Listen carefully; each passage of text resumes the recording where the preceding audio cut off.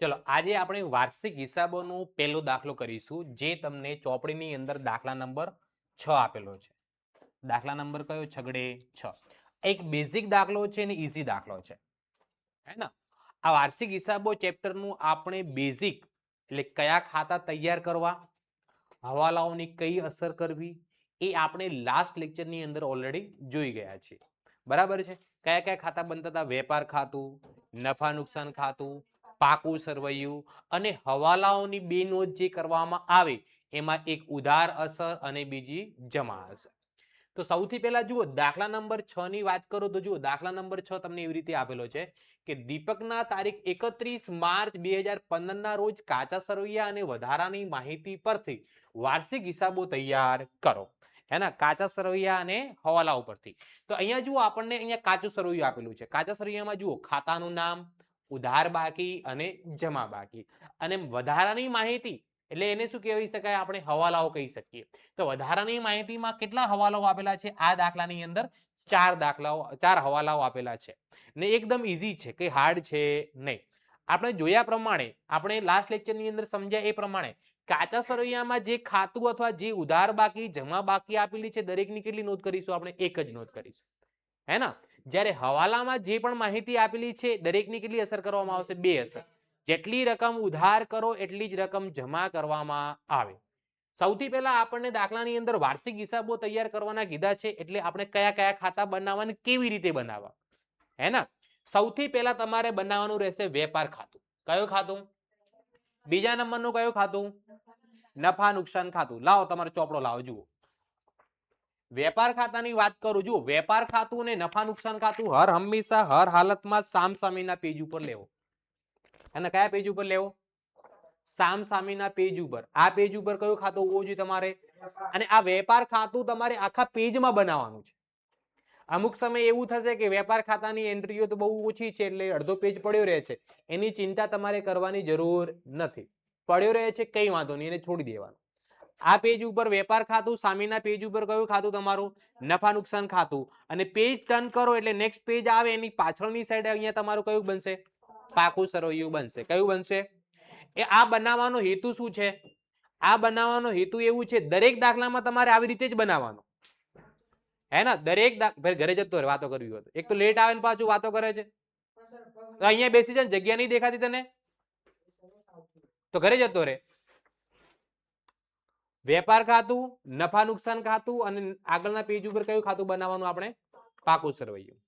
દરેક દાખલામાં તમારે આવી રીતે જ કરવાનું. એના પાછળનું કારણ એ છે કે અમુક વિદ્યાર્થીઓને હવાલાની અથવા કાચા સરવૈયામાં નોંધ કરતા આવડતી હોય છે, પરંતુ ઉતાવળના કારણે, હે ને? કેમ કે આપણી જોડે જ્યારે આપણે જ્યારે પરીક્ષા આપતા હોઈએ, એક્ઝામ આપતા હોઈએ ત્યારે સમય બહુ ઓછો હોય અને આ જે દાખલો જે છે એની અંદર થોડો વધારે સમય જતો હોય, તો ઉતાવળના કારણે આપણે ઝડપથી એન્ટ્રી કરતા હોઈએ ત્યારે અમુક સમયમાં શું થતું હોય કે લખવાની હોય પાકા સરવૈયામાં, ભૂલથી આપણે ક્યાં લખી દઈએ? નફા નુકસાન ખાતામાં. આવડતી હોય ખરી, પણ આપણે શું કરી દઈએ? રિવર્સ એન્ટ્રી કરી દઈએ. એટલે તમારે દરેક દાખલો, વાર્ષિક હિસાબોના જે પણ દાખલાઓ, જે પણ ઉદાહરણો ગણો, એસાઇનમેન્ટનું સોલ્યુશન કરો, તમારે એક જ કોન્સેપ્ટ ક્લિયર રાખવાનો. શરૂઆતના પેજ ઉપર વેપાર ખાતું, આ પેજ ઉપર નફા નુકસાન ખાતું, એના પાછળના પેજ ઉપર તમારે કયું ખાતું બનાવવાનું? પાકું સરવૈયું બનાવવાનું. કયું ખાતું બનાવવાનું? એટલે તમે આવા 10-15 દાખલાઓ ગણશો ને એટલે તમારું માઇન્ડ એક પ્રકારનું શું થઈ જશે? સેટ થઈ જશે. કે આપણો કે પાકા સરવૈયામાં મિલકત લેણા બાજુ, તો કે આ બાજુ આવે, હે ને? એક્ટિવા કે ગાડી આપણે જ્યારે શીખતા હોઈએ ત્યારે ટર્ન લેવું હોય તો તકલીફ પડે એક્ટિવા ઉપર, અને સાયકલ ઉપર શરૂઆતમાં શું પડે? તકલીફ. પણ જેમ તમે વધારે પ્રેક્ટિસ કરો એટલે તમને ખબર જ ના પડે કે તમે ટર્ન કેવી રીતે લઈ લીધું. તમને મગજમાં પણ હોય. તો આની અંદર બી આપણે એવી રીતે પ્રેક્ટિસ કરવાની છે, એકની એક રીતે એવી રીતે ખાતા બનાવવાના છે કે આપણને કોઈ પણ પ્રકારની ભૂલ થવાની શક્યતાઓ રહે નહીં. આવડતું હોય છતાંય ભૂલો ન થાય એ વસ્તુનું ખાસ ધ્યાન રાખવાનું છે. એટલે ખાતા હંમેશા દરેક વિદ્યાર્થી આવી જ રીતે જ બનાવવાના. વેપાર ખાતું અને નફા નુકસાન ખાતું સામસામેના પેજ ઉપર, એના પાછળના પેજ ઉપર પાકું સરવૈયું. એને જો તમારે સામસામેનું પેજ સેટ ન થતું હોય ને તો એક પેજ છોડીને પછી પણ સામસામેનું જ પેજ લેવાનું. એક પેજ છૂટી જશે કઈ વાંધો નથી, હે ને? પણ પ્રેક્ટિસ એક જ રીતે થવાથી આપણને ભૂલો થવાની શક્યતાઓ ઘટી જાય છે. ક્લિયર? ખબર પડી? ઓકે. તમે જે તમારો જો હોમવર્કમાં કોઈ પણ દાખલો આવી રીતે ખાતા બનાવેલા નહીં હોય તો હું ચેકડો ફાડી દઈશ હે ને, અથવા તમે ટેસ્ટ આપશો આવી રીતે વાર્ષિક હિસાબોના ખાતા નહીં બનાવેલા હોય તો તમને 0 ગુણ મળશે. એટલે તમારે ખાતા દાખલો ગણતા હોઈએ, સ્વાધ્યાયનો ઉદાહરણનો ટેસ્ટ આપતા હો કે એક્ઝામમાં સપ્લિમેન્ટરીમાં આવી રીતે જ ખાતા બનાવવાના. એટલે એક શું હેબિટ થઈ જશે, એટલે તમારું માઇન્ડ સેટ થઈ જશે કે પાકો સરવૈયામાં મિલકત લેણા બાજુ કઈ બાજુ આવે. ઓકે, તો જુઓ અહીંયા આપણે સૌથી પહેલા કયું ખાતું બનાવ્યું છે? વેપાર ખાતું, નફા નુકસાન ખાતું, અને અહીંયા કયું છે આપણું પાકું સરવૈયું. પાકા સરવૈયામાં પહેલી બાજુ કઈ હોય? જમા બાજુ. આ બાજુ જે હોય કઈ બાજુ હોય? ઉધાર બાજુ. મૂડી દેવા બાજુ રકમ, મિલકત લેણા બાજુ અને રકમ. ક્લિયર? ખબર પડી દરેક વિદ્યાર્થી મિત્રોને? હે ને? 11 ગુણનો દાખલો છે. 11મા ધોરણમાં જ કામ આવશે, સાથે સાથે 12મા ધોરણમાં પણ બહુ ઉપયોગી છે. સૌથી પહેલા હવે જુઓ, આની બે રીતે શરૂઆત કરી શકો. કાં તો હવાલાની પહેલા એન્ટ્રી કરો, કાં તો કાચા સરવૈયાની. હું તમને પહેલા હવાલાની એન્ટ્રી કરવાની સલાહ આપીશ. હે ને? પહેલા સૌથી પહેલા કઈ એન્ટ્રી કરી દેવાની? હવાલાની. 1 by 1 સ્ટેપ બાય સ્ટેપ, કોઈ પણ પ્રકારની ઉતાવળ કર્યા સિવાય. સૌથી પહેલો હવાલો શું છે કે ₹12,000 નો માલ ચોરાઈ ગયેલ હતો. હે ને? ₹12,000 નો માલ શું થઈ ગયેલો હતો? એટલે ચોરાઈ ગયેલો એટલે અન્ય રીતે માલની જાવક કહેવાય. ચોરાઈ ગયો એટલે માલ જાય છે, પણ કેવી રીતે જાય છે? અન્ય રીતે માલની જાવક કહેવાય. હે ને? કેવી રીતે? અને આપણે જુઓ, અન્ય રીતે જ્યારે માલની જાવક હોય તો હંમેશા ખરીદીમાંથી બાદ કરવામાં આવે. પહેલી એન્ટ્રી કઈ? તો જુઓ, ખરીદી ક્યાં લખવામાં આવે? વેપાર ખાતાની. ચલો અહીંયા હું લખું ખરીદી. કાચા સરવૈયામાં જે પણ રકમ આપેલી છે પછી લખી દઈશું આપણે. ખરીદીમાંથી માઇનસ કરીશું ચોરીથી ગયેલ માલ. ચોરીથી ગયેલ માલ કેટલા રૂપિયાનો હવાલામાં આપેલું છે? 12,000 રૂપિયાનું. આ તો એક એન્ટ્રી કરી હવાલાની. એક અસર કરી તો હવાલાના નિયમ પ્રમાણે બીજી અસર બી કરવી પડશે આપણને. ચોરીથી માલ ગયો, ફાયદો થયો કે નુકસાન થયું? નુકસાન છે. શું છે? નુકસાન. નુકસાન ક્યાં લખવામાં આવે? એના માટે આપણે નફા નુકસાન ખાતું બનાવ્યું જ છે. નફા નુકસાન ખાતાની કઈ બાજુ? ઉધાર બાજુ. નફા નુકસાન ખાતાની ઉધાર બાજુ લખીશું અહીંયા ચોરીથી થયેલ નુકસાન. ચોરીથી થયેલ નુકસાન કેટલા રૂપિયા? 12,000 12,000 રૂપિયા. જુઓ અહીંયા આપણે શું કર્યું? પહેલા વેપાર ખાતામાં ઉધાર બાજુ માઇનસ કર્યું. ઉધાર બાજુ માઇનસ એનો મતલબ શું કર્યું? જમા. અહીંયા જમા, અહીંયા ઉધાર, એટલે બંને બાજુના સરવાળામાં કોઈ ફરક પડે નહીં. હવાલામાં યાદ રાખવાનું, જેટલી રકમ તમે ઉધાર કરો એટલી જ રકમ શું કરી દેવાની? જમા. ચલો પહેલા હવાલામાં કોઈને કઈ ડાઉટ? કોઈને કઈ પ્રશ્ન છે? બીજા નંબરનો હવાલો, 15,000 નો માલ નમૂના તરીકે વેચેલ હતો. તો આ પણ માલ જાય છે. કેવી રીતે માલ જાય છે? વેચાણથી જતો નથી માલ, ખરીદ પરતથી પણ માલ જતો નથી. તો આ અન્ય રીતે માલની જાવક કહેવાય. શું કહેવાય? જ્યારે અન્ય રીતે માલની જાવક હોય પહેલી એન્ટ્રી ક્યાં કરી દેવાની? ખરીદીમાંથી માઇનસ. કેટલાનો માલ જાય છે? ઓકે, તો અહીંયાથી માઇનસ કરું 15,000 નો. શા માટે જાય છે? નમૂનામાં આપ્યું. નમૂનામાં શા માટે આપ્યો હશે? જાહેરાત કરવા માટે. શા માટે આપેલો હશે? તો અહીંયા લખીશું આપણે જાહેરાતથી ગયેલ માલ. જાહેરાતથી ગયેલ માલ કેટલા રૂપિયા? 15,000 રૂપિયા. તો અહીંયા આપણે 15,001 નો અસર કરી તો હવાલાની બીજી અસર બી કરીશું. એ પછી સમજાવું તને. હે ને? બીજી અસર બી કરવી પડશે. શું કરવી પડશે? ઓકે, બીજી અસર શું કરવામાં આવશે? તો બીજી 15,000 નો માલ નમૂના તરીકે આપણે વેચ્યો, એક પ્રકારનો જાહેરાત ખર્ચ થઈ ગયો. Advertisement expense. ખર્ચ છે. કયો ખર્ચ છે? જાહેરાત ખર્ચ. જાહેરાત ખર્ચ એ વેચાણ વિતરણને લગતો ખર્ચ છે. વેચાણ વિતરણને લગતો ખર્ચ હોવાથી આપણે નફા નુકસાન ખાતામાં ઉધાર બાજુ લખવા. તો સૌથી પહેલા ચેક કરી દેવાનું આપણને કાચા સરવૈયામાં જાહેરાત ખર્ચ આપેલો છે ખરી? ક્યાંય નથી આપેલો. આપેલો છે? નથી આપેલો. જો આપેલો હોત તો એની અંદર શું કરત? આપણે પ્લસ કરત. પણ આપેલો નથી. આપેલો ડાયરેક્ટ આપણે નફા નુકસાન ખાતાની ઉધાર બાજુ લખી દઈશું. અહીંયા જાહેરાત ખર્ચ કેટલા રૂપિયા રકમ છે? 15,000 રૂપિયા. 15,000 રૂપીસ. ચલો બે હવાલાની નોંધ કરી, એમાં દરેક વિદ્યાર્થીને કોઈ ડાઉટ હોય તો બોલો. અહીંયા ખરીદીમાંથી માઇનસ કરી છે, ઉધાર બાજુ માઇનસ એટલે જમા થયું. અહીંયા જમા નફા નુકસાનમાં જેટલી રકમ જમા કરો એટલી રકમ ઉધાર કરવાની. જેટલી રકમ ઉધાર કરો એટલી રકમ જમા કરવાની. કોની અંદર? હવાલાની. દરેક હવાલાની કેટલી અસર? બે અસર. એક જમા અસર ને એક ઉધાર અસર. એક જમા અસર ને એક ઉધાર અસર. ચલો આગળ વધીએ. 16,000 નો માલ આગથી બળી ગયો. તો આ તો પણ અન્ય રીતે માલની જાવક થઈ. 16,000 નો માલ શું થઈ ગયો? આગથી બળી ગયો. તો આ પણ શું થઈ? એક પ્રકારની અન્ય રીતે માલની જાવક હોય એમાં પહેલી એન્ટ્રી ક્યાં કરવાની? ખરીદીમાંથી. ચલો કેવી રીતે માલ જાય છે? અહીંયા લખું હું આગથી બળી ગયેલ માલ. આગથી બળી ગયેલ માલ કેટલી રકમ છે? 16,000. ઓકે, ફાયદો થયો કે નુકસાન થયું? તો બીજી એન્ટ્રી નફા નુકસાન ખાતામાં ઉધાર બાજુ આગથી થયેલ નુકસાન કેટલા રૂપિયા? 16,000. આ એક બેઝિક દાખલો છે, હે ને? આ એક કેવો દાખલો છે? બેઝિક દાખલો છે. ચલો આમ આ ત્રણ હવાલામાં દરેક વિદ્યાર્થીને ખબર પડી ગઈ? કોઈને કઈ ડાઉટ? ચલો એના પછી 1500 નો માલ ધર્માદામાં આપેલ હતો. 1500 નો માલ શેની અંદર આપ્યો? તો માલ આપ્યો, બીજું કઈ આપ્યો? માલ જાય છે. એટલે કેવી રીતે માલ જાય છે? અન્ય રીતે માલની જાવક થઈ. શું થઈ? અન્ય રીતે માલની જાવક થઈ. તો આપણે શું કરીશું? ખરીદીમાંથી માઇનસ ખરીદીમાંથી ધર્માદામાં આપેલ માલ. ધર્માદામાં આપેલ માલ કેટલા રૂપિયા? 1500 રૂપિયા. કેટલા રૂપિયા? એની બીજી એન્ટ્રી ધર્માદામાં આપેલ, એનો ધર્માદા ખર્ચ કહેવાય. શું કહેવાય? તો દાખલાની અંદર ચેક કરો, કાચા સરવૈયામાં કે ધર્માદા ખર્ચ આપેલો છે ખરી? ના, નથી આપેલો. જો આપેલો તેની અંદર પ્લસ કરવાનો, નહીં આપેલો તો અલગથી લખી દેવાનો. ધર્માદા ખર્ચ ક્યાં લખાય? નફા નુકસાન ખાતાની ઉધાર બાજુ. ધર્માદા ખર્ચ કેટલા રૂપિયા? 1500 રૂપિયા. કેટલા રૂપિયા? ચલો દાખલાની અંદર વાત કરો, દરેક હવાલાની નોંધ કરી દીધી, હે ને? દરેક હવાલાની કેટલી નોંધ કરી આપણે? 2. જેટલી રકમ જમા કરી એટલી રકમ શું કરી? એટલે બંને બાજુનો સરવાળો કેવો થશે? સરખો થશે. હવાલામાં આપણે જેટલી રકમ ઉધાર કરી એટલી રકમ શું કરી? જમા. હે ને? ક્લિયર? ખબર પડી? હવે આપણે કોની એન્ટ્રી બાકી કરવાની રહી ગઈ? કાચા સરવૈયા. કાચા સરવૈયાનો હંમેશા બંને બાજુનો સરવાળો કેટલો હશે? સરખો. જુઓ, ઉધાર બાજુનો બી કેટલો આપેલો છે? 19,19,000. જમા બાજુ બી કેટલો છે? 19 લાખ. હે ને? તમારી જોડે ચોપડી હોય તમે જોઈ શકો છો, પેજ નંબર 191 ઉપર દાખલો આપેલો છે, 6થા નંબરનો. હે ને? તો હવે જુઓ, આપણે કાચા સરવૈયામાં શું કરવાનું? જે ઉધાર બાજુ આપેલો છે એ ઉધાર બાજુ લખવાનું, જે જમા બાજુ આપેલો છે એમાં કોઈ ફેરફાર કરવાનો નહીં. એટલે બંને બાજુનો સરવાળો કેવો રહેશે? સરખો રહેશે. કેવો રહેશે? સરખો રહેશે. ક્લિયર? કોન્સેપ્ટ ક્લિયર થયો કે કોઈને કઈ ડાઉટ? ઓકે, સૌથી પહેલા 1 બાય 1 જોઈએ. જો શું આપેલું છે? ઓકે, મૂડીની કઈ બાકી હોય? હવે આમાં મૂડી અને ઉપાડ, મૂડી 18,000 ગણવી કે મૂડી 3 લાખ ગણવી? કેમ? કેમ કે મૂડીની હંમેશા કઈ બાકી હોય?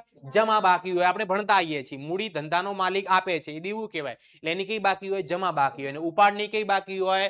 ઉધાર બાકી હોય. તો ઉપાડની કઈ બાકી હોય? તો ઉપાડ આપણો કેટલો? 18,000. મૂડી આપણી કેટલી? ઓકે, મૂડી અને ઉપાડ ક્યાં લખાય? આપણે લાસ્ટ લેક્ચરમાં જોયું હતું, પાકા સરવૈયામાં મૂડી દેવામાં લખાય, હે ને? સૌથી પહેલા મૂડી, શરૂઆતની મૂડી કેટલી આપેલી છે આપણને? ઓકે, મૂડીમાંથી ઉપાડ શું કરવામાં આવે? બાદ કરવામાં આવે. ઉપાડ કરવાથી મૂડીમાં ઘટાડો થાય, તો આની અંદરથી હું ઉપાડ બાદ કરીશ. કેટલા રૂપિયા ઉપાડ છે? ઉપાડની કઈ બાકી હોય? ઉધાર બાજુ. હવે તમે કહો સાહેબ ઉપાડ તો ઉધાર બાજુ આપેલું છે, આપણે જમા બાજુ કેમ લખ્યું? પણ જમા બાજુ શું કર્યું છે? આપણે માઇનસ કર્યું. જમા બાજુ માઇનસ એટલે શું કહેવાય? ઉધાર જ કહેવાય. જમા બાજુ માઇનસ એટલે શું કહેવાય? કોન્સેપ્ટ ક્લિયર થાય છે? હે ને? જે રકમ જમા બાજુ આપેલી હતી જમા બાજુ લખી, ઉધાર બાજુ આપેલી હતી ઉધાર બાજુ લખી. જમા બાજુ માઇનસ કરે એટલે શું કહેવાય? ઉધાર કહેવાય. ચલો, મૂડી અને ઉપાડ પછી આપણને શું આપેલું? વ્યવસ્થિત ખરીદી અને વેચાણ. હવે ખરીદી અને વેચાણ ક્યાં લખવામાં આવે? આપણને ખબર છે. હવે ખરીદી કેટલી ને વેચાણ કેટલું? જો ખરીદીની ઉધાર બાકી હોય અને વેચાણ એની જમા બાકી હોય 12,91,000, તો ખરીદી ક્યાં લખવામાં આવે? તો ખરીદી વેપાર ખાતામાં લખવામાં આવે. આપણને ખબર જ છે, ખરીદી વેપાર ખાતાની ઉધાર બાજુ કેટલા રૂપિયા? જે ઉધાર બાજુ આપેલું છે ઉધાર બાજુ લખીશું આપણે. કેટલા રૂપિયા આપેલા છે? 8 લાખ. અને જે જમા બાજુ આપેલું છે જમા બાજુ લખીશું વેચાણ. કેટલા રૂપિયા છે? 12,91,000. કેટલા રૂપિયા? 12,91,000. હવે આ રકમ કેમ અંદરના કોલમમાં લખી? કેમ કે આની અંદરથી વેચાણ પરત બાદ કરવાની છે, પછી રકમ બહાર લખવાની છે. આની અંદરથી વેચાણ પરત શું થશે? બાદ થશે. હવે એના પછી તરત જ આપણને માલ પરત આપેલા છે. માલ પરત બે પ્રકારના હોય, ખરીદ પરત અને ખરીદ પરતની કઈ બાકી હોય? જમા બાકી હોય. ખરીદીની ઉધાર બાકી, ખરીદ પરતની જમા બાકી. વેચાણની તો વેચાણ પરતની. તો આ ઉધાર બાકી આપેલું છે 50,000, જમા બાજુ કઈ આપેલું? તો એનો મતલબ ઉધાર બાજુ જે આપેલી છે ને વેચાણ પરત કહીએ, ખરીદ પરત વેચાણ પરત કહેવામાં આવશે. શું કરવામાં આવશે? ઉધાર બાકી આપેલી છે, ઉધાર બાજુ લખાય. ઉધાર બાજુ એટલે કે આપણે વેચાણમાંથી માઇનસ, જમા બાજુમાંથી શું કરી દઈશું? માઇનસ. એટલે ઉધાર જ કહેવાય. વેચાણ પર કેટલા રૂપિયા? ચલો 12,91,000 માંથી 50,000 બાદ કરો એટલે કેટલા આવે? 12,41,000. 12,41,000 રૂપિયા જવાબ આવે. ક્લિયર? ખબર પડી પિયુષ કે ન પડી? હે ને? કોઈને કઈ ડાઉટ? ધ્રુવ ખબર પડે છે? જયેશ? એના આ દાખલો ફરીથી તમારે હોમવર્કમાં ગણવાનો તો જ આવડશે, અધરવાઇઝ કઈ આવડશે નહીં. હે ને? તમે દાખલો ગણશો, કંઈક ભૂલો થશે, અથવા આવતીકાલે તમે આવીને મને ડાઉટ પૂછશો તો જ કંઈક ઉધાર થશે, અધરવાઇઝ કંઈક આવડશે નહીં. હે ને? વાર્ષિક હિસાબોના જવાબ આવશે નહીં. પ્રેક્ટિસ કરવી પડશે. આ દાખલો ઘરે જઈને હોમવર્કમાં ગણવાનો. આના જેવો એક દાખલો હું તમને હોમવર્કમાં બીજો પણ આપીશ, એ પણ ગણવાનો. અને વાર્ષિક હિસાબોમાં મેં તમને કહેલું છે એવરીડે હોમવર્ક ચેક થશે. હે ને? એવું નહીં બધું ભેગું. આપણે દરેક ચેપ્ટરમાં આવતીકાલે તમારે જે આપણે લેક્ચર આવશે એમાં તમારે 2 દાખલા કમ્પલસરી હું જે આપેલા હોય ગણેલા હોવા જોઈએ. એ પણ જાતે. એ પણ કેવી રીતે? અડધો દાખલો આવડે તો અડધો ગણવાનો. ખાલી ખાતા બનાવતા આવડે ખાતા બનાવતા કરવાનું. પછી એવું નહીં કરવાનું સાહેબ કે દાખલો મને નતો આવડતો, ચોપડી ખોલી ના હોય અને બીજા દિવસે હોમવર્ક લઈને આવે, સાહેબ દાખલો મને આવડતો, તો એવી રીતે ચાલશે નહીં. તમારે શરૂઆત કરેલી હોવી જોઈએ. હે ને? ખબર પડી કે ન પડી? શ્લોક. ઓકે. હવે એના પછી જુઓ વેચાણ લખાય. એના પછી શું આપેલું?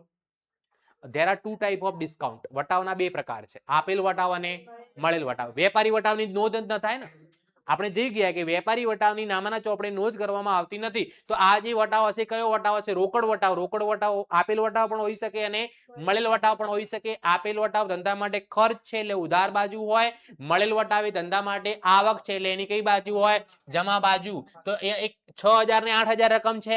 હા, 6,000 જે આપણો શું છે? આપેલ વટાવ. 8,000 જે છે કઈ શું છે? ખર્ચ અને આવક છે. ક્યાં લખાય? નફા નુકસાન ખાતામાં. ક્યાં લખાય? તો જે ઉધાર બાજુ આપેલું છે ઉધાર બાજુ લખીશું. ઉધાર બાજુ આપણને આપેલું એને શું કયો વટાવ કહેવાશે? આપેલ વટાવ. કેટલા રૂપિયા છે? 6,000. ને જે જમા બાજુ આપેલું છે આપણે જમા બાજુ લખીશું. કેટલા રૂપિયા? એને લખીશું મળેલ વટાવ. કેટલા રૂપિયા? ઈઝી છે કે હાર્ડ લાગે છે? ચલો એના પછી શું આપેલું છે આપણને? ભાડું. ભાડું કઈ બાજુ આપેલું છે? જમા બાજુ આપેલું નથી, એટલે ઉધાર બાજુ આપેલું એટલે ખર્ચ છે.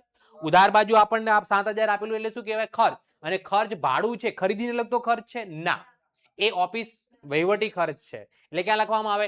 નફા નુકસાન ખાતાની ઉધાર બાજુ. ક્યાં લખાશે? નફા નુકસાન ખાતાની ઉધાર બાજુ. ભાડું રકમ કેટલી છે? તો કે 7,000 રૂપીસ. 7,000 રૂપિયા. કાચા સરવૈયામાં જે પણ વસ્તુ આપેલી છે દરેકની કેટલી એન્ટ્રી થશે? એક જ નોંધ થશે. એમાં 2 નોંધ કરવાની જરૂર નથી. 2 નોંધ કોની કરવાની છે? હવાલામાં આપેલું હોય એની. ક્લિયર? ઓકે. ચલો એના પછી આગળ વધીએ આપણે દેવાદારો ને લેણદારો. દેવાદારો મિલકત છે એટલે દેવાદારોની કઈ બાકી હોય? ઉધાર બાકી. લેણદારોની કઈ બાકી હોય? તો લેણદારો 90,000 છે, દેવાદારો 1,10,000 છે. દેવાદારો કેટલા છે? 1,10,000. લેણદારો કેટલા છે? 90,000. દેવાદારો એટલે પૈસા લેવાના છે, લેણું કહેવાય. લેણદારો એટલે પૈસા ચૂકવવાના છે એટલે દેવું કહેવાય. તો લખાય ક્યાં? પાકા સરવૈયામાં. જે દેવું છે તે મૂળ દેવા બાજુ લખાશે, જે લેણું છે એ મિલકત લેણા બાજુ આપેલું. હે ને? જે ઉધાર બાજુ છે એ મિલકત લેણા બાજુ લખાશે, જે જમા બાજુ આપેલું છે મૂળ દેવામાં લખાશે. તો જુઓ અહીંયા આપણને ખબર છે પાકા સરવૈયાની વાત કરું તો મૂળ દેવા બાજુ કઈ બાકી હોય અને આ કઈ બાકી હોય? તો મિલકત લેણા બાજુ ઉધાર બાજુમાં શું લખાશે? દેવાદારો. જેની જોડેથી આપણને પૈસા લેવાના છે તે. દેવાદારોની રકમ કેટલી આપેલી? 1,10,000. 1 લાખ ને. અને લેણદારો એટલે પૈસા ચૂકવવાના છે. હે ને? લેણદારો કઈ બાજુ લખી રહ્યા છીએ આપણે? મૂળ દેવા બાજુ. મૂળ દેવા બાજુ એટલે જમા બાજુ. તો જમા બાકી જે આપેલી છે તે જમા બાજુ આપેલું છે તે કેટલી રકમ છે? 90,000 રૂપિયા. ક્લિયર? ખબર પડી ગઈ? કોઈ ડાઉટ આની અંદર? ચલો એના પછી દાખલામાં આપણને શું આપેલું છે? કમિશન. કમિશન જુઓ અહીંયા કઈ બાજુ આપેલું છે? એટલે ખર્ચ કહેવાય. શું કહેવાય? જો જમા બાજુ આપેલો હોત તો આવક કહેવાય. જમા બાજુ આપેલો હોય તો શું કહેવાય? પણ આ તો ઉધાર બાજુ આપેલો છે એટલે શું કહેવાશે? આપણો ખર્ચ કહેવાશે. ખર્ચ ક્યાં લખાશે? નફા નુકસાન ખાતાની ઉધાર બાજુ. ઉધાર બાજુ આપેલું છે એટલે ઉધાર બાજુ લખીશું. કમિશન રકમ કેટલી છે? 8,000 રૂપિયા. એના પછી શું આપેલું છે? હુંડીઓ. હે ને? હુંડીઓ ચેપ્ટર ઓલરેડી આપણે ભણી ચૂક્યા છીએ. હુંડીઓ 2 પ્રકારની હોય, લેણી હુંડી અને લખનાર માટે લેણી હુંડી, સ્વીકારનાર માટે લેણી હુંડી મિલકત કહેવાય. દેવી હુંડી લેણી હુંડીની ઉધાર બાકી હોય, દેવી હુંડીની લેણી હુંડી એટલે પૈસા લેવાના છે, દેવી હુંડી એટલે પૈસા એટલે લખાય ક્યાં હુંડીઓ પાકા સરવૈયામાં લખાય. દેવી હુંડી છે દેવું છે એટલે મૂળ દેવા બાજુ લખવાની. લેણી હુંડી આપણી લેણું છે એટલે મિલકત કહેવાય એટલે મિલકત લેણા બાજુ લખવાની. દેવી હુંડી કેટલી જમા બાકી હોય કેટલા રૂપિયા અને જે લેવાના છે કેટલા. ઓકે તો પાકા સરિયામાં મિલકત લેણા બાજુ આપણે લેણદારો મિલકત લેણામાં ઉધાર બાજુની રકમ લેણી હુંડી તરીકે લખીએ તો ઉધાર બાજુ કેટલી રકમ આપેલી છે લેણી હુંડીની બોલો 20,000 રૂપિયા અને જમા બાજુ આપેલી એ જમા બાજુ જ લખાશે. દેવી હુંડી કેટલા રૂપિયા છે તગડા મેંડુ 30,000 30,000 રૂપીસ. Got it everyone. ચાલો નેક્સ્ટ આગળ વધીએ આપણે. હુંડીઓ લખાઈ ગઈ. રોકડ સિલક. રોકડ સિલક શું છે આપણી ખર્ચ કહેવાય મિલકત કહેવાય દેવું કહેવાય શું કહેવાય મિલકત કહેવાય. એમપી ઉધાર આપેલી છે ઉધાર આપેલી એટલે પાકા સરિયામાં મિલકત લેણા બાજુ લખાશે. રોકડ સિલક કેટલા રૂપિયા છે 20,000 રૂપિયા. પાકા સરિયામાં મિલકત લેણા બાજુ આપણી રોકડ સિલક આપણી જોડે પૈસા જે પડ્યા છે તે કેટલા રૂપિયા છે 20,000 રૂપીસ 20,000 રૂપિયા. ક્લિયર. ચલો એના પછી આપણને શું આપેલું છે બેંક સિલક. બેંક સિલક પણ આપણે શું કહેવાય બેંકમાં પૈસા પડ્યા આપણે મિલકત કહેવાય કે દેવું કહેવાય મિલકત કહેવાય. ઉધાર બાજુ આપેલું છે મિલકત કહેવાય એટલે પાકા સરિયામાં ક્યાં લખાશે મિલકત લેણા બાજુ. બેંક સિલક કેટલા રકમ છે ચલો બેંક ની અંદર આપણી સિલક જે પડી છે કેટલી છે 90,000 પડી છે. કેટલા રૂપિયા 90,000 પડી છે તે. ક્લિયર. ચલો એના પછી દાખલામાં શું આપેલું મકાન. મકાન આપણે શું કહેવાય ઉધાર બાજુ 1,50,000 હે ને. પાકા સરિયામાં મિલકત લેણા બાજુ લખીશું મકાન કેટલા રૂપિયા આપેલું છે 1,50,000 રૂપિયા. હવે તમારું એવું કેવું છે કે સાહેબ આપણે દેવાદારો લેણી હુંડી રોકડ સિલક બેંક સિલક બધું નીચે લખ્યું આટલી જગ્યા છોડીને લખી તો મકાન કેમ ઉપર લખ્યું. તો મકાન એ આપણી કઈ મિલકત કહેવાય બિન ચાલુ મિલકત કહેવાય. એટલે બિન ચાલુ મિલકતો પહેલા લખવાની ચાલુ મિલકતો પછી લખવાની. એવું કોઈ નિયમ નથી તમે બિન ચાલુ મિલકતો ઉપર લખશો જવાબમાં કોઈ ફેર પડશે તમારો દાખલો પણ શું કહેવાશે સાચો જ કહેવાય. મૂડી તમે ઉપર લખાય નિયમ પ્રમાણે મૂડી ક્યાં લખાય શરૂઆતમાં પછી તમારે શું લખાય બિન ચાલુ દેવા અને પછી ચાલુ દેવા. પણ તમે મૂડી છેલ્લે લખો ને અને ગણતરી સાચી કરી હોય તો દાખલાનો જવાબ આવી જાય માર્ક્સ પણ મળી જાય કે ખોટું કહેવાય નહીં. ક્લિયર હે ને. પછી જુઓ નફા નુકસાન ખાતાની અંદર વાત કરું તો આપણે જ્યારે ફોર્મેટ જોયા હતા અલગ અલગ ભાગ પાડતા હતા. વહીવટી ખર્ચા વેચાણ વિતરણ ખર્ચા નાણાકીય ખર્ચા અન્ય ખર્ચા. તો સૌથી પહેલા જે વહીવટી ખર્ચાઓ હોય તો ઉપર લખાય પછી વેચાણ વિતરણને લગતા ખર્ચાઓ પછી નાણાકીય ખર્ચાઓ અને પછી અન્ય ખર્ચાઓ. અને આડાવડા લખો તો ખોટું કહેવાશે નહીં. આડાવડા કઈ લખો તો પણ ખોટું કહેવાય અને હેડિંગ વાઇઝ લખવું હોય તો પણ લખી શકો. વહીવટી ખર્ચા હેડિંગ પાડો નાણાકીય ખર્ચા વેચાણ વિતરણના ખર્ચા અન્ય ખર્ચા તો પણ કઈ તકલીફ કહેવાય નહીં. અને જો હેડિંગ પાડતા ન ફાવતું હોય તો ડાયરેક્ટ લખો તો પણ તમારા માર્ક્સ કપાશે નહીં. ઓકે ચાલો એના પછી શું છે આપણા ફર્નિચર. ફર્નિચર કેટલા આપેલું છે ફર્નિચર આપણી મિલકત કહેવાય. પાકા સરિયામાં મિલકત લેણા બાજુ લખીશું. ફર્નિચર કેટલા રૂપિયા 40,000 રૂપિયા 40,000 રૂપીસ. ચલો ફર્નિચર પછી શું આપેલું છે યંત્રો. યંત્રો પણ આપણી શું કહેવાય મિલકત કહેવાય. પાકા સરિયામાં મિલકત લેણા બાજુ લખીશું આપણે. યંત્રો કેટલા રૂપિયા છે 3 લાખ. મિલકતો છે એટલે ઉધાર બાકી આપેલી હોય એટલે પાકા સરિયામાં ક્યાં લખાય મિલકત લેણા બાજુ. ચલો એના પછી મજૂરી. મજૂરી હવે જુઓ ખર્ચ છે. કયો ખર્ચ છે આ ખરીદીને લગતો ખર્ચ છે. તો મજૂરી ક્યાં લખાશે નફા નુકસાન ખાતામાં લખાશે ના ક્યાં લખાશે વેપાર ખાતામાં. કેટલા રૂપિયા 60,000. વેપાર ખાતાની ઉધાર બાજુ અહીંયા લખો મજૂરી 60,000 રૂપીસ. ચલો એના પછી મજૂરી પછી આમાં ગાભા આવક માલ ગાડા ભાડું એ પણ કયો ખર્ચ કહેવાય આપણો ખરીદીને લગતો ખર્ચ છે. કયો ખર્ચ છે એટલે કઈ બાજુ લખાય આવક માલ ગાડા ભાડું. રકમ કેટલી છે 60,000 રૂપિયા. ચલો અહીંયા સુધી કોઈને કઈ ડાઉટ કોઈને કઈ પ્રશ્ન. ચલો એના પછી દાખલાની અંદર આપણને શું આપેલું છે જુઓ 10% લોન બેંક લોન અને બેંક લોન નું ઓકે બેંક જોડેથી આપણે લોન લીધી હોય તો આપણું દેવું કહેવાય મિલકત કહેવાય ખર્ચ કહેવાય આવક કહેવાય દેવું કહેવાય. શું કહેવાય અને બિન ચાલુ દેવું કહેવાય. બરાબર છે. અને દેવાની હંમેશા કઈ બાકી હોય જમા બાકી હોય. તો આપણે બેંક જોડેથી લોન લીધી કેટલી છે અને એ લોન પર વ્યાજ 20,000 ચૂકવ્યું, એ આપણો શું કહેવાય? ખર્ચ કહેવાય. કયો ખર્ચ કહેવાય? નાણાકીય ખર્ચ કહેવાય. એટલે એને નફા નુકસાન ખાતાની કઈ બાજુ લખાય? ઉધાર બાજુ. એમ બી જુઓ કેટલા ટકાની લોન હતી અને લોન કેટલી લીધી? 2 લાખના 10% કરો એટલે વ્યાજ 20,000 થાય અને વ્યાજ આપણને 20,000 આપેલો જ છે, કઈ વધારે ઓછું આપેલું એટલે કોઈ ચિંતા. તો આ 2 લાખ રૂપિયા આપણને 10%ની બેંક લોન આપેલી છે, આપણું દેવું છે, એટલે પાકા સરિયામાં મૂડી દેવા બાજુ લખીશું આપણે 10%ની બેંક વાળી લોન કેટલા રૂપિયા છે અને આ 2 લાખ ઉપર આપણે લોન પરનું વ્યાજ ચૂકવ્યું 20,000 રૂપિયા. એ ધંધા માટે ખર્ચ છે એટલે નાણાકીય ખર્ચમાં નફા નુકસાન ખાતાની ઉધાર બાજુ લખીશું આપણે લોન પર વ્યાજ 20,000 રૂપીસ 20,000 રૂપિયા. ચલો એના પછી આખર સ્ટોક. હવે જુઓ આપણે જુઓ આખર સ્ટોક કેટલો આપેલો 40. આખર સ્ટોક હવે ક્યાં આપેલો છે? કાચા સરિયામાં આપેલો છે. કાચા સરિયામાં આપેલો તો કેટલી એન્ટ્રી થાય? એક જ એન્ટ્રી થાય. કેટલી એન્ટ્રી થાય? અને હવાલામાં આપેલું હોય તો વેપાર ખાતાની જમા બાજુ અને પાકા સરિયામાં મિલકત લેણા બાજુ છે. તો આ કઈ બાજુ? જમા બાજુ આપેલું કે ઉધાર બાજુ આપેલું? એટલે વેપાર ખાતામાં જમા બાજુ લખાશે જ નહીં. જ્યારે કાચા સરિયામાં આખર સ્ટોક આપેલું હોય એટલે એક જ એન્ટ્રી થાય ને એ એન્ટ્રી ક્યાં થાય? પાકા સરિયામાં મિલકત લેણા બાજુ થાય. કેટલા રૂપિયા છે? 40,000 રૂપિયા. પાકા સરિયામાં મિલકત લેણા બાજુ લખીએ આપણે આખર સ્ટોક ક્લોઝિંગ સ્ટોક 40,000 રૂપિયા. આખર સ્ટોક ક્લોઝિંગ સ્ટોક કેટલા રૂપિયા? 40,000 રૂપિયા. ક્લિયર? ચલો એના પછી છેલ્લે ઓફિસ ખર્ચા 1,20,000 ખર્ચા છે ઓફિસ ના લગતા નફા નુકસાન ખાતાની ઉધાર બાજુ ઓફિસ ખર્ચા હા કેટલા રૂપિયા? 1,20,000. ચલો અહીંયા સુધી આપણે જે એન્ટ્રીઓ કરી એમાં ખબર પડી ગઈ દરેકને. સૌથી પહેલા આપણે 4 હવાલાની નોંધ કરી, હે 4 હવાલાની અંદર જેટલી રકમ જમા કરતા હતા એટલી જ ઉધાર કરી અને બાકી કાચા સરિયામાં બધી આપેલી હતી દરેકની કેટલી કેટલી એન્ટ્રી કરી આપણે? એક એક એન્ટ્રી કરી. બીજું કોઈ એક્સ્ટ્રા ઓર્ડિનરી કામ કર્યું હે ને? એકદમ બેઝિક દાખલો છે. હવે આપણે શું કરવાનું છે? સરવાળો ટોટલ બધી એન્ટ્રી થઈ ગઈ, કોઈ બાકી છે? તો હવે સૌથી પહેલા કોનો સરવાળો કરવાનો?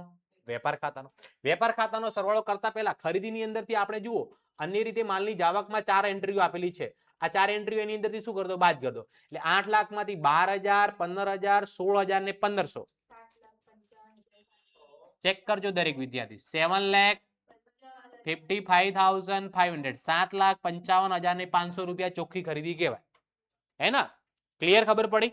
કોઈ ડાઉટ આની અંદર? હવે આપણે સરવાળો કરવાનો છે. તમારે પહેલા લોજિક જોઈને ખબર પડવી જોઈએ. તમને ઉધાર બાજુનો સરવાળો વધારે દેખાય છે કે જમા બાજુનો? જે બાજુનો વધારે દેખાતો હોય ને એ બાજુનો પહેલા કરવાનો. અમુક ટાઈમે એવું હોય છે કે ખબર ન પડે તો ચેક કરી લેવાનું કઈ બાજુનું વધારે છે. તો અહીંયા જમા બાજુનું વધારે દેખાય છે તો જમા બાજુનો સરવાળો કરીશું 12,41,000. આ 12,41,000 માંથી ઉધાર બાજુની બધી એન્ટ્રીઓ શું કરી દેવાની? બાદ. 12,41,000 માંથી ઉધાર બાજુની બધી એન્ટ્રીઓ બાદ કરો. 12,41,000 માંથી 7,55,500 બાદ કરો, 60,000 બાદ કરો ને 60,000 બાદ કરો. કેટલી રકમ વધે? 3,65,500. It's your gross profit. આને કયો નફો કહેવાય? કાચો નફો કહેવાય. કયો નફો કહેવાય? આ કાચો નફો કયા ખાતે લઈ જવાનો? પછી નેક્સ્ટ કયો ખાતો છે? નફા નુકસાનનો ખાતો. કયો ખાતો છે? એટલે નફા નુકસાન અહીંયા જુઓ કાચા નફાની કઈ બાકી કહેવાય? લખ્યું આપણે ઉધાર બાજુ. કઈ બાજુનો? વેપાર ખાતામાં કઈ બાજુનો સરવાળો વધારે હતો? જમા બાજુ. તો આ જે કાચો નફો આવ્યો ને એને જમા બાકી કહેવાય. કઈ બાકી કહેવાય? એટલે આપણે અહીંયા નફા નુકસાન ખાતાની કઈ બાજુ લખવાનું? જમા બાજુ. કાચો નફો કેટલા રૂપિયા આવ્યો?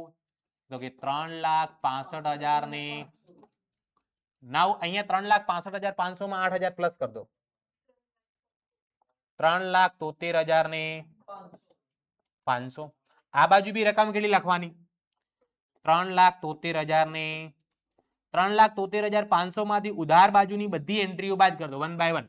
3,73,000 માંથી 1,20,000 બાદ કરો, પછી 8,000 બાદ કરો, પછી 7,000 બાદ કરો, પછી 6,000 બાદ કરો, 15,000 બાદ કરો, 1,500 બાદ કરો, 12,000 બાદ કરો, 16,000 બાદ કરો અને છેલ્લે 20,000 બાદ કરો. 1,68,000 હે ને? 1,68,000. આપણી આવક જે હતી, આપણી જે આવક અથવા નફો જે હતો કાચો એની અંદરથી બધા ખર્ચાઓ શું કરી દીધા? બાદ. છેલ્લે આટલી રકમ વધે તો એને કયો નફો કહેવાય? આપણો ચોખ્ખો નફો, ગ્રોસ પ્રોફિટ. 1,68,000 રૂપિયા. 1,68,000 rupees. Got it everyone? Have you any type of doubt? Sure? ચલો આગળ હવે જોઈએ આપણે આ નફો જે છે નફાથી મૂડીમાં શું થાય? વધારો થાય. નફો થવાથી મૂડીમાં શું થાય? ઓકે, તો આ નફો જે છે આપણે મૂડી લખી, મૂડીની અંદર શું થઈ જશે? પ્લસ થઈ જશે. પ્લસ લખીશું આપણે ચોખ્ખો નફો. ચલો ચોખ્ખો નફો કેટલો આવ્યો આપણો? 1,68,000. કેટલો આવ્યો? 1,00,000. હવે શું કરવાનું? મૂડીમાં જુઓ, મૂડી કેટલી હતી? 3 લાખ. 3 લાખ ની અંદર 1,68,000 નફો ઉમેરવાનો એટલે 4,68,000 થાય. 4,68,000 માંથી ઉપાડ 18,000 શું કરી દેવાનો? બાદ. એટલે રકમ કેટલી વધે? 4,50,000 રૂપિયા આખરની મૂડી કહેવાય. કેટલા રૂપિયા? 4,00,000. હવે આપણું કયું સરવૈયું છે? પાકું સરવૈયું. પાકા સરવૈયામાં સૌથી પહેલા મૂડી દેવા બાજુનો સરવાળો કરો.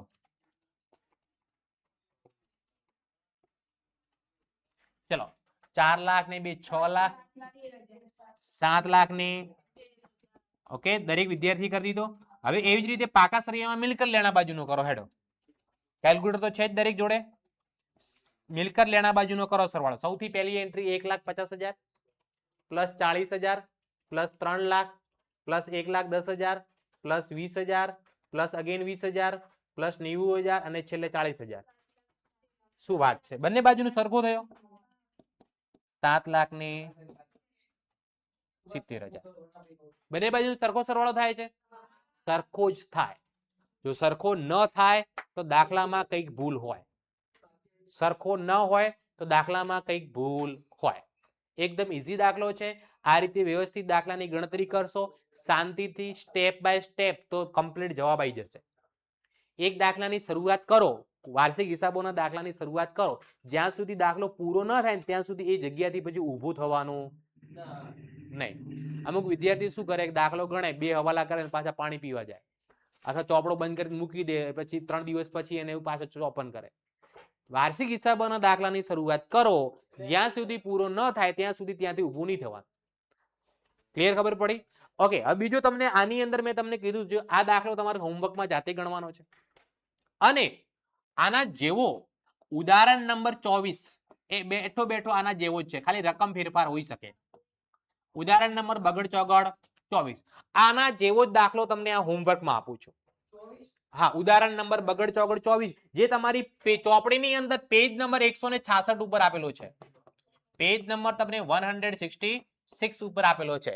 પેજ નંબર 166 ઉપર તમારે દાખલો હોમવર્કમાં ગણવાનો છે. કોઈ પણ પ્રકારનો ડાઉટ હોય, ન ખબર પડે તો આવતીકાલે લઈને આવવાનું. પણ પહેલા આ દાખલો ગણવાનો, પછી આ ગણવાનો. અને જે ઓનલાઈન જોવે છે એમને આ નંબર પર વોટ્સઅપ કરી દેવાનો.